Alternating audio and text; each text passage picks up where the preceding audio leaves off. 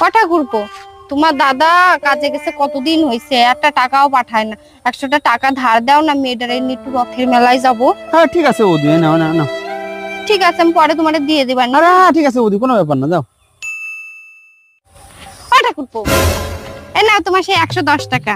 বৌদি তোমার তো 100 টাকা দিছিলাম। আরে তোমার ওই 100 টাকাটাই না বাচ্চা পারছে, বাচ্চা সমেত দিয়ে গেলাম। তাই? হ্যাঁ ঠিক আছে বৌদি। লাগলে পরে দিও। হ্যাঁ ঠিক আছে। কটা ঘুরবো? তোমার সেই সকাল থেকে খুঁজে বেড়াচ্ছি, 500টা টাকার না খুব দরকার, বিপদে পড়ছি, দাও না। আরে বৌদি তুমি 500 টাকা নেবা কেন?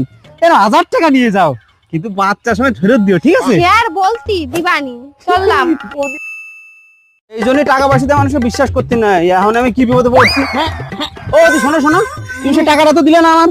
কি কব ঠাকুরপো, তোমার ওই টাকাটা না বাচ্চা পাতি পড়ে গেছে। আমি সব কিছু জানি না, তুমি টাকা ফেলো তারপরে যাবা। তুমি